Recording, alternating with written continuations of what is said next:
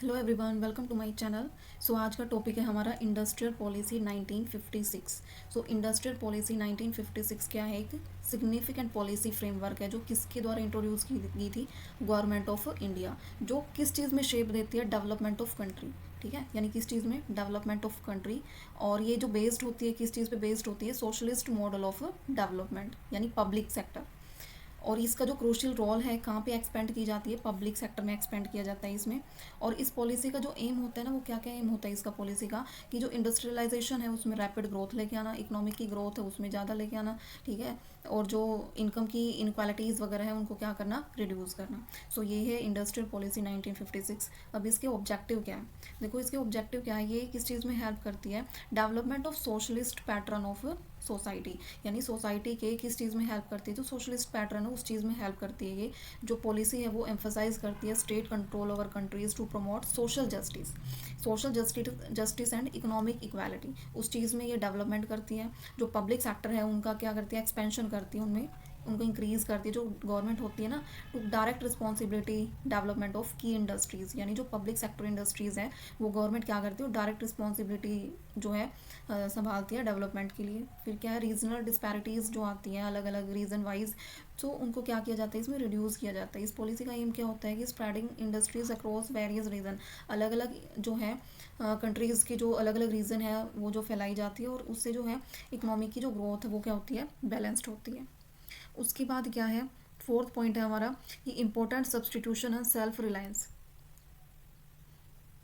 क्या है? Important substitution and self reliance. ये अनक्रेज करती है किस चीज़ में? Domestic production to reduce dependence on foreign goods. जितने ज़्यादा हम फॉरेन गुड्स पर डिपेंडेंस हो रही है तो उसको क्या करती है? रिड्यूस करती है। Monopoly and concentration of wealth में क्या करती है? कंट्रोल करती है। मोनोपोली में जो प्राइवेट इंडस्ट्री है जिनका कंट्रोल फ्रॉम इकोनॉमी है वो क्या करती है? उस चीज़ में प्रिवेंट करती है। अब जो इंडस्ट्री की क्लासिफिकेशन हमारी 3 टाइप्स की क्लासिफिकेशन कर रखी है। Schedule number A, schedule number B and schedule number C. So first schedule में क्या है? कि exclusive responsibility of the state, यानी इसमें शेड्यूल नंबर ए में क्या है? जो रिस्पॉन्सिबिलिटी होगी वो किसकी होगी? स्टेट की होगी। एंड इसमें जो 17 industries were listed under the categories, category के अंडर जो है कितनी कंपनी जो है इंडस्ट्री जो है लिस्टेड है? कितनी? 17। और ये जो इंडस्ट्रीज हैं ये आउट ऑफ ऑपरेट किसके द्वारा की जाती है? गवर्नमेंट के द्वारा। सो ये है शेड्यूल नंबर ए। और इसमें एग्जांपल क्या क्या हो सकती है? जैसे एटॉमिक एनर्जी हो गया, railway, defence, iron and steel, air transport, heavy machinery. So ये कौन सी कंपनी हमारी इंडस्ट्री है? गवर्नमेंट इंडस्ट्री है। जो रिस्पॉन्सिबिलिटी है कौन हैंडल करता है? गवर्नमेंट के अंडर। गवर्नमेंट के अंडर आती है, गवर्नमेंट ही इनको कंट्रोल करती है, ओनरशिप को कंट्रोल करती है। अब उसके बाद आ जाता है schedule number B. Schedule number B में क्या है? कि जॉइंट सेक्टर जो है इसमें जो है स्टेट और प्राइवेट पार्टिसिपेशन दोनों का होता है।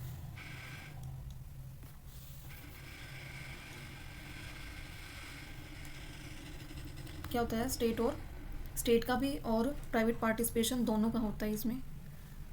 किसमें? शेड्यूल नंबर बी में। और इसमें जो है इंडस्ट्रीज़ कितनी लिस्टेड हो रखी हैं अंडर द कैटेगरी? 12 इंडस्ट्रीज़। और इसमें कितना था? 17। सो ये क्या है? इसमें स्टेट भी होता है प्लस प्राइवेट भी होता है। और कितनी जो इंडस्ट्रीज़ लिस्टेड है इसमें? 12। और इसमें जो है जो गवर्नमेंट है वो क्या करती है? वो प्राइमरीली ऑपरेट दीज इंडस्ट्री। जो गवर्नमेंट है वो क्या करेगी? ऑपरेट करेगी। देन उसके बाद अलाउड किसका होगा? प्राइवेट पार्टिसिपेशन का। फिर थर्ड कैटेगरी आ जाती है सी। अब इसके एग्जांपल क्या हो जाएंगे? Aluminium, fertiliser, road transport, machine tools. यानी इसमें दोनों का पार्टिसिपेशन होगा, गवर्नमेंट का भी होगा एंड स्टेट का भी होगा। State government plus private participation भी होगा। अब शेड्यूल नंबर सी में आ जाते हैं। सी में क्या है? कि जो ऑल इंडस्ट्रीज नॉट कवर्ड, जो ए और बी के कवर अंडर नहीं आती, वो किस में आ जाती है? इसमें प्राइवेट सेक्टर में आ जाती है वो। ठीक है, सो इसमें क्या है? अनकरेज कर किया जाता है। जो गवर्नमेंट सेक्टर और प्राइवेट एंटरप्राइजेस को क्या करते हैं? इंकरेज करते हैं, इस चीज़ में हेल्प करता है ये। उसके बाद आ जाता है कि अब इसकी फ़ीचर्स क्या है इंडस्ट्रियल पॉलिसी 1956 की? फर्स्ट क्या है? कि पब्लिक सेक्टर में क्या करता है? स्ट्रेंथनिंग लेके आता है। More industries were brought under the government control.